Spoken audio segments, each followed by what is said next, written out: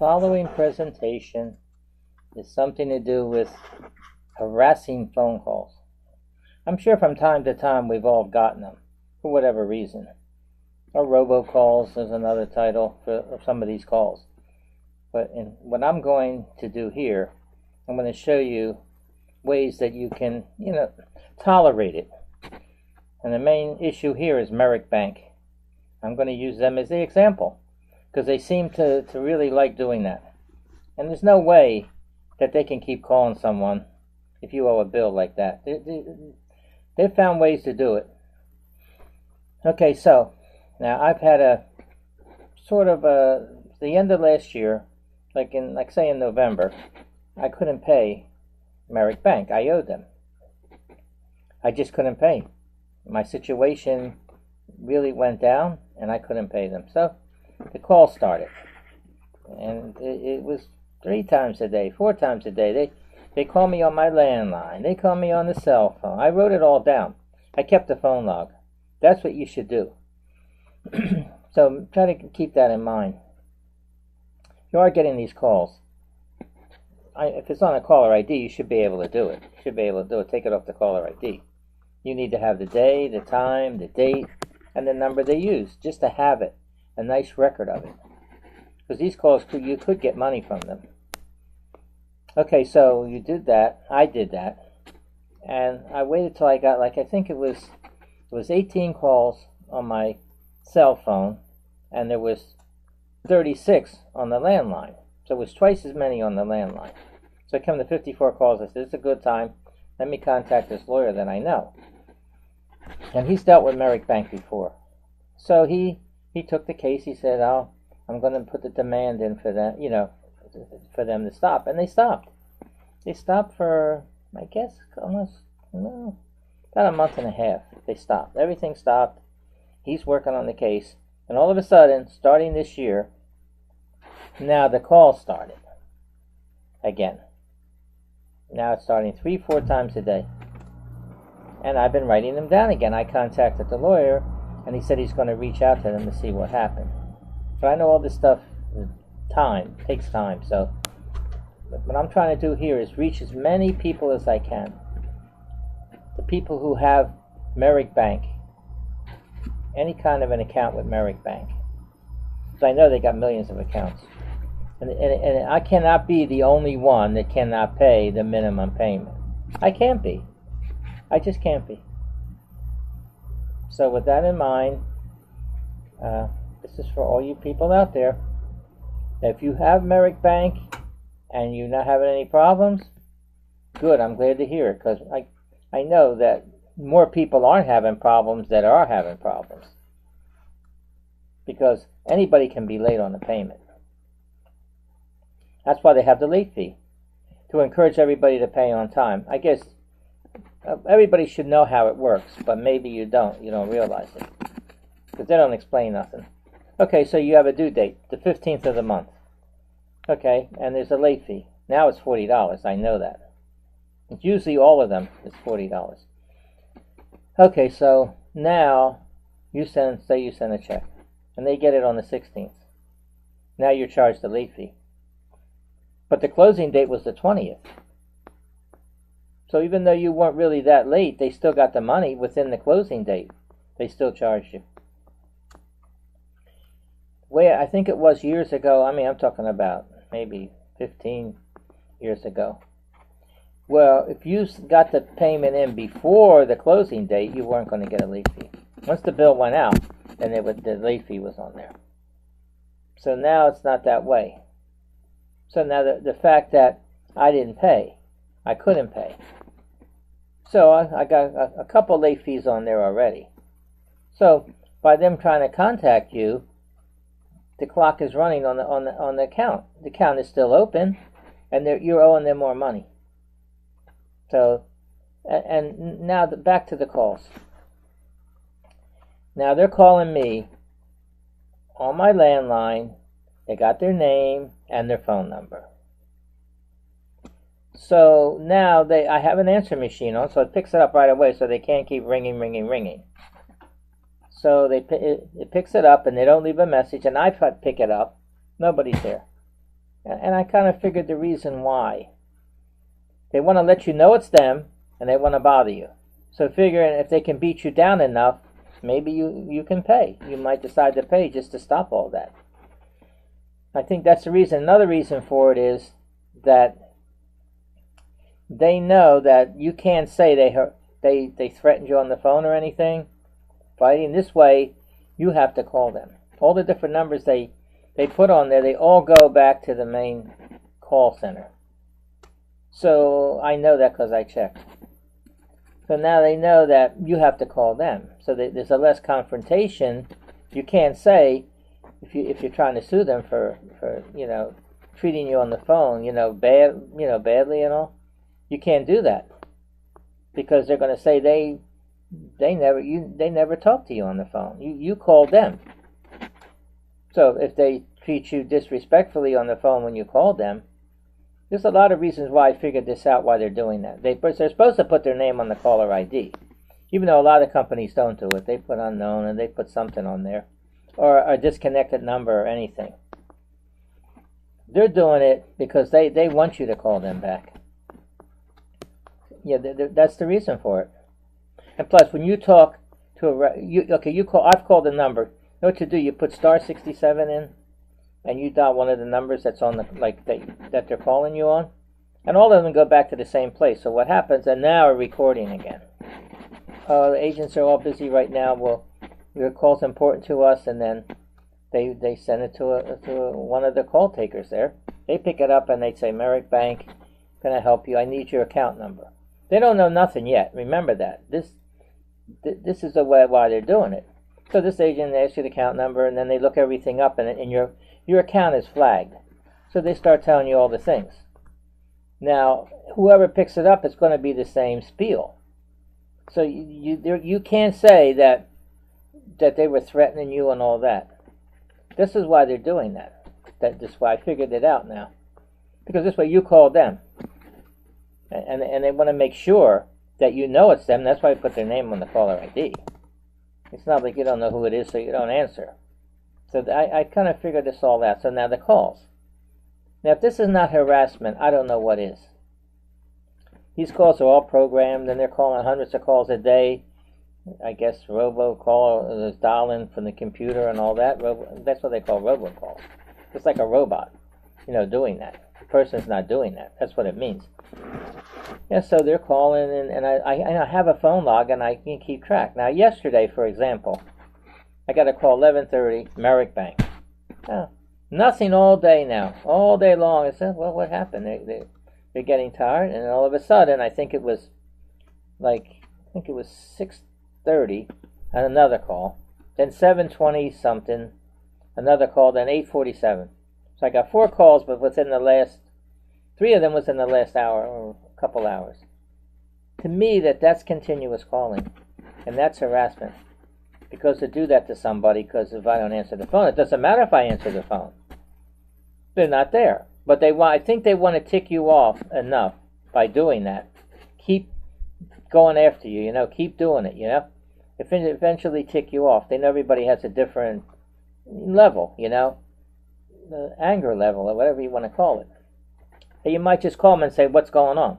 Why are you keeping calling me like that? I can't pay or whatever. So if you do happen to call them back, this is what you do. You say, okay, I don't know, whatever you got to say there, you stop calling me. You tell them to stop. They're supposed to stop. So you want to be notified by mail. So you'll have a paper trail. And you also have, if you have a lawyer, you give them the lawyer. Now with all that they're supposed to stop. Keep track of it. If they don't, well, then you know. You know what you have to do. Now I have a lawyer right now, and he's helped me a lot. He's an advocate, lawyer, and he's for the consumer. So I had other accounts that he took care of, but he only deals with certain ones. Certain ones he can work with. He knows how to deal with them. All these banks are different. So one of them, I had 3 accounts. It was like $3,000. And he worked with them, and they call me not any more than I'm getting called now. They were doing the same thing. And what happened was he eventually got a settlement, and they took off the money I owed. They market paid. I got money, and the lawyer got paid, and no more calls. So that was a good deal. But this particular bank looks like they're playing hardball or something. They're not going to give in, maybe because they know if they give in, there's going to be too many complaints like that. Well, I'm not going to give in. They can't beat me down because I know about it, and I'm just going to play the game. That's all it is. That's no person doing that. No one person when that phone rings. It's the computer. So, it's all programmed? Good, call me. All you want, and I'm going to keep track of it. I got a phone log. I had it all along. So I got track of the calls, and I already sent it to my lawyer. I sent him, like, these new calls that just started. He's got it. An email, so he can go over it. And whatever, he's probably looking into it. There might have been some laws that changed starting this year, 2020, that he has to go into to allow them to start calling me again. So you can send a cease and desist letter if you're getting those calls, but it's not really for the credit company that you owe the money to. It's for the debt collector. They might honor it, but now if it goes to a debt collector and they start calling you, you can send them a cease and desist letter. But you'll find out who they are. They're supposed to send you a disclosure letter. If you have that, and they start calling you, then you can contact them. So if you do get calls from a debt collector, and you know the name of the debt collector, whoever it is, ABC company, whoever, and you can look it up online and get their address and all. So you can send, or by their phone number you can look up. So what to do is, take a piece of paper, doesn't have to be fancy, put all your information on there, and account number, make sure you have all that, your name, and put to whom it may concern. Cease and desist all communication with me. Sign it, make sure it's dated, put it in an envelope, and send it certified mail, return receipt. It costs you a few dollars, but you have a record of it. Keep a copy. That way, if they keep calling you after they receive the letter, because you'll get the card back, the green card, and that'll tell you that they received it. Most than likely, they won't call you anymore. What they'll do is they'll probably sell the debt to another debt collector, in a bundle or something. That's what they do. They keep passing them debts around. So that's some things I wanted you to know about. But this Merrick Bank, I don't know if they think they got some power over you because you owe them money. Well, if I can't pay, I can't pay. They could call me 100 times a day, and I'm still not going to be able to pay. But they're not supposed to harass you, though. This is a form of harassment. I don't care what you say, but this is a form of harassment. Anybody will tell you that. But, they're within the law. They know the laws. They know it. Because they already proved they know it, because they put their name on the caller ID and one of their numbers. So they already abided by the law there. As far as that calling, they're allowed to call you. And the law for the calls is they're not supposed to call you before 8 a.m. or after 9 p.m. Well, then I know as soon as 9 p.m. comes, I know they can't call me anymore. So, and I'm out a lot too. I go out and all. So, I went out the other day. I was gone I was gone about 8 hours. I got back here about 3 o'clock, and I checked the caller ID. Oh, nothing. And as soon as I sat down and all doing things, there's the phone. About 4 p.m. it started, and 6 and 7 and 8, whatever. That's what I say is when you write it down like that, you're able to see the sequences, how it is. There's a pattern, that they do. That's sort of like I guess it's like psychological warfare. They get you down, and then they relax you, and then they hit you, and then they keep doing it, And it's nothing for them to do because they have to. They're there every day, and the computer's on. Now I got a call. I didn't get a call on a Sunday. Last week I didn't get a call on Sunday. I was surprised. What happened? They probably have that program set like that to make you relax you and make you feel comfortable, then hit you with it starting Monday, you know. So I'm all aware of that. I'm like anybody out there that has Merrick Bank, you know, more than likely most of the customers aren't having a problem, because I know that it can't be millions of customers, can't be that many. There's a good portion though, because there's so many. There might be different issues. The issue I'm concentrated on is these calls, which I don't like. And I really don't like it, and that's why I'm doing this. You know, to get to people, I want people to know about it. So if you have Merrick Bank, it's other banks too, but I'm just saying Merrick Bank in particular. I'm concentrating on that because that's the one that's bothered me now, which I don't care, because I cannot pay. So I'm not worried about that part. I just want them to be held responsible, you know? And the only way is everybody that's having a problem, go after them. Go to lawyers and that do that, and lawyers don't charge for that. I mean, I have one, I know for sure. He got me money and everything, and he gets paid, but every case is different. Some banks are harder to deal with, you know, than others. I mean, you could do it or I could do it, but without access to the legal system and know exactly what to do, it's not going to be effective. They'll ignore us, you know, because he has to deal with, I think, the lawyers of the credit card companies. So he probably knows, you know, the procedure. But they're constantly changing their tactics here. But this calling needs to be changed, because I know for sure, as a consumer, I know if I got those calls, well, I know how I feel about it. If I could talk to a person like one-on-one and say, that's my person I'm going to talk to through all of this, I would be satisfied more with it, even if I still couldn't pay. Like I'm talking to you through the internet now. If I could talk to someone even like that, face-to-face, a real person, not a robot, you know? They need to come up with that. They need to have different people, live people, not robots, in offices, in cubicles, assigned to certain accounts. And that way, you deal with that person.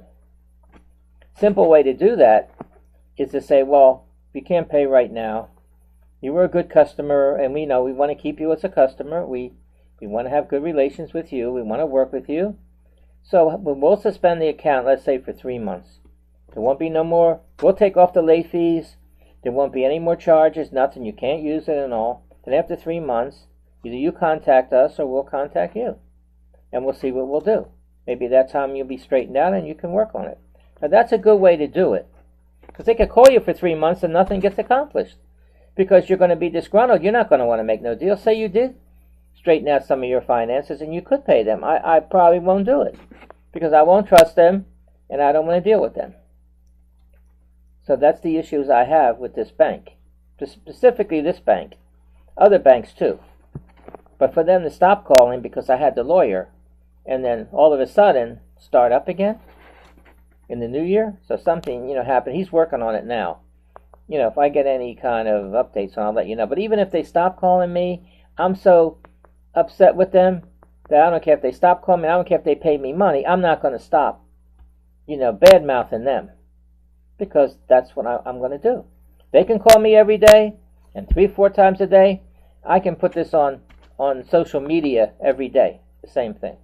But what I'll do is if I do that, when I put it on again, if I say this is the same post that I put on before. So if any of you have seen it, it's about Merrick Bank. As soon as you hear that, if you've already seen it, you can just skip it, Because that way I'll know my views is going to be people who hadn't seen it already. That's why I'm trying to do this. I figured that way I'll get to more people. When a tweet first goes on, it gets a lot of hits, usually. But then there's so many more keep coming on every day that a lot of people might not see one that was on there from before. So I figure if I can do it, I'll try to do it every day. I might skip a day, But I'm going to try to put this exact same thing that I'm doing now. I'll put a disclaimer on it. When I share it, I'll put the disclaimer that I've already shared this before. And if you've already seen it about Merrick Bank, their collection tactics, then you don't need to, you can skip it and go on to something else. So I won't, be bothering people with it that already viewed it. I really want to get as many people out there that has Merrick Bank, and that way I figure that's a good way to do it. So if you have Merrick Bank, and you're one of their customers, good for you. But you don't believe me when I'm telling you? Go ahead. I dare you to miss a payment and see what happens. All of a sudden, you're on the list, and the calls are going to start. And it won't be a person calling you. You're going to get those calls. They're robocalls is what it really is. Anything that's dialed by a computer and all, not by a person. It's like it's a robot. So keep that in mind. I'm not saying to do it. And if you, I cannot be the only one out there that's getting these calls. No way. That's the program every day. When all those calls are going out every day, they have, I guess, lists. And no person could do it. I don't think I could. If I'm in the office for 8 hours, I don't think I'm going to sit there all day long and be able to dial those numbers. First of all, you need to take a break. Secondly, somebody answers it, and you start talking, so the calls stop. Whatever happens, it's not like on the computer that just keeps knocking the calls one after another. That's another reason why they don't leave a message or nothing, because of that. It's just wants to knock out as many calls as it can, and the next day a little different variation of it. So if I'm getting called like I am, nobody can actually get called at the exact same time as me. It could be in a sense. It only takes a few seconds to dial a number. So actually, if I was being called at 11:36 in the morning, somebody else could be too. And then 11:37, I guess, all the way down. However they have it broken up, But right now, I'm just interested in informing everybody which a lot of things that you can do. The main thing is, if you're getting the calls like this, and I'm sure somebody out there is, from Merrick Bank, keep a phone log. It's very important to have that, because how are you going to know how many times they called? They called me 3 or 4 times, but if it's every day, you need to know. That way you can see the pattern. You can see how they're doing it. And when you know it's harassment, and you know you can't pay, so the best thing to do is keep track of it. Now you can look up, like Merrick Bank complaints or something like that, online, look it up. In a Better Business Bureau, there's hundreds of complaints about Merrick Bank. And then there's lawyers that put an ad in, and they tell you, that they deal with Merrick Bank, and they deal with all the banks to make those calls. That you just write in a little description there, and you tell them, you tell them what's happening with the calls and all. And you give them your name and everything, and they contact you. If they can help you, they'll tell you what to do. They'll tell you send all the information over, and they may call you, the lawyer, and they do those calls. They take care of it. They know that they can, because they're going to get paid. That's why they do it. You don't have to pay them. They need customers that are being harassed so that they can get paid, the lawyer. So that's what you should be doing. You can look it up if you're interested, even if you're not being harassed by them. But knowing that you can get paid. Sometimes you get paid by how many calls. That's why I say it's important to keep track of the calls. This is what you need to do. You could have a copy book or something. You put the date, the time. I put the day. It's nice to have the day in case they did start calling on Sundays or holidays or something. You put that and put the number they use, because they use different numbers. And any comments, you have. So that's one thing you need to have. Like I've been doing it now, but there's another way if you want to use the computer to do it. Write them down, and then go on the computer and type up, go in the email. That's how I've been doing it. Go in the email, and set it up for email. Don't put in the person you're going to email to, because you don't know that. In the subject matter, just put harassing calls from Merrick Bank, something like that. Then go down and put on there, to whom it may concern, and then type in, this is the calls, I'm being harassed by Merrick Bank. And then here's all the information you put in there. Put all your information, you put their information, account number and everything, their phone numbers and all. Then you put phone log. And then you go down a couple spaces and you put date, time, day, phone number. You line it up. It takes a little while. Once you get it lined up, type it in, and you hit, I think you hit back button or something, it goes to draft. Anything you hit there, it goes to draft. So now it's in your drafts. So you keep adding to that. So it'll be like a phone log. You'll already have it done. So if you contact a lawyer and he says, send me all the information, all you have to do is punch in his email address and you send it. Because, once you send it, you can't add to it no more. You know that. So get as much as you can and you'll have it done. Sign it and all, for the lawyer. But there's plenty of lawyers. I won't give you the one I have right now because I don't want to get him involved in this, since I'm doing this sort of like a bad mouth thing, I don't think Merrick Bank cares, pretty much. Only if they get too many people starting to contact them, lawyers start contacting them about these calls, then they might care about it a little bit. That's what I'm trying to do, get to as many people as I can. It's the only way I could do it. That I think I could do it the right way. So, like I said, now you already know the things I told you. You could play this over again. I can be contacted. If anybody wants to contact me, easy way to contact me would be by email. So I'm going to give you my email. Frank Leeper, that's LEEPER 46 @gmail.com. So if you want to let me know you're having problems with them, if you want me to ask me about something about it, I probably can help you. I'll be willing to help you. So, because then I'll know that I'm getting my message out there. I just want to do it because I feel that if they want to bother me, that they're probably going to bother everybody. They don't know what it means to be compassionate or nothing like that. They think if they're too easy, that everybody's going to take advantage of them, and don't pay. Well, I know from my own personal experience that that's the last thing I'm thinking about, not paying them. If I have a whole bunch of bills and I know I can't pay, well, then I can't pay them. I'm not going to pay them as not somebody else. There's also one more thing about like the statute of limitations. I know in Pennsylvania, where I'm from, it's 4 years. That from your last payment up to 4 years, once that happens, the debt is legally forgiven.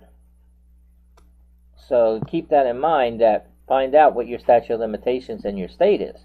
That's why if you stop paying for a while, it's not a good idea to start up again, because it counts from the last payment. It doesn't count when you open the account. So keep all that. Try to remember that, because, now I'm saying that you'll be legally forgiven, that nobody could collect it. Like after that 4-year period, if someone would contact you and you know that they can't collect it, say, look, that's uncollectible. So you don't get caught in some kind of a thing with these debt collectors. They're scavengers. They get debts that are already past the statute of limitations and try to collect them. Make sure you know that. Very important. It might be less than 4 in some years. I know it's more in some other states. So find it out if you're interested. You can't pay whether it's the Merrick Bank or not. But I just use that as an example because that's the one I'm having problems with right now. So doesn't mean because you don't pay them that you still owe the debt. They'll write it off, and it'll be a bad debt, and they'll deduct it from their income, and then they don't have to pay taxes on it. And what'll happen? They'll sell it in a bundle to a debt collector. But don't sign anything. Don't agree to anything, because that's only going to mess it up for you. You're going to make it worse. Because they don't. You can. Like I said, with a debt collector, they may not call any more than that. They also have their way of doing it. Because if you get calls, a debt collector may not put their name on the caller ID. They may put different numbers. They put anything, a debt collector. But, you can find out who it is. Because sometimes if you look up the phone number they use, whatever it is, in the computer, it'll tell you. But it's a debt collector, so. Trying to give you as much information as I can here to keep all the things that I said on your mind, and it'll help you. I'm sure it's going to help you, because don't get scared. They cannot scare you by calling you like that. That's what they're doing. They're thinking, oh my God, what am I going to do? They're bothering me and on the phone, and I need I need to have the phone because my family calls me, the doctor's office, all kind of things that you need, and then they're calling.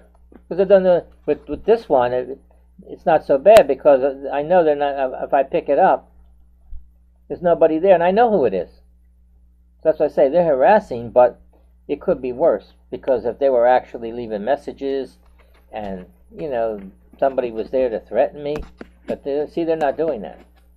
This is what I call a collection, like a mild form of harassment, but it's still harassment, though. It's definitely harassment.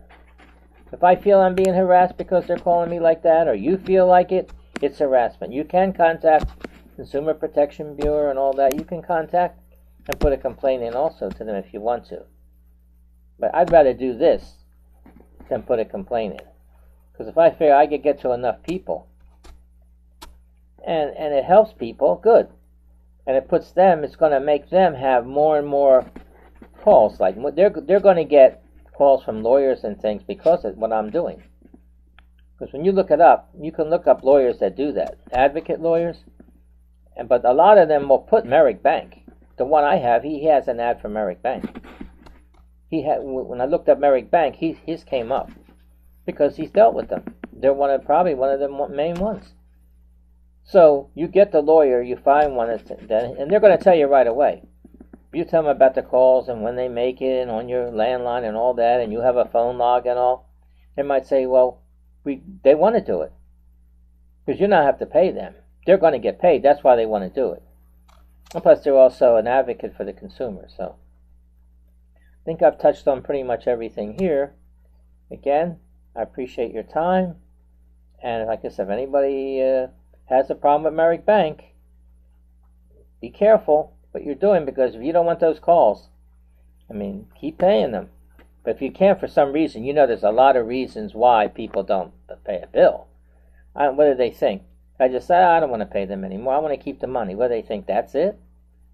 But that harassment, that calling, it's too much, But there's ways, like I said, you can stop it. I could call them right now on one of their numbers and say, look, when I give them the account number, whoever it is, I'll say, look, you know what? My account is flagged, right, because I didn't pay. You know what you do? You flag it that he's not going to pay, and he can't pay. He's not going to make a deal. And if you want to contact him, do it by mail or through his attorney. Now, they're supposed to abide by that if I want to do that, but I just want to see how far they're going to go with it now with these calls. Well, before I sign off here, like I said before, they want to keep calling me, right? They can call me like that. Well, I can badmouth them on social media all I want, and there's nothing they can do about it. I hope one of their representatives or somebody that works for Merrick Bank happened to hear my rant, as you might call it. Maybe they'll realize that it's time for them to change the system that they have. It's too much, Again, I thank you for your time, and I hope that this information helps someone out there. Have a great day.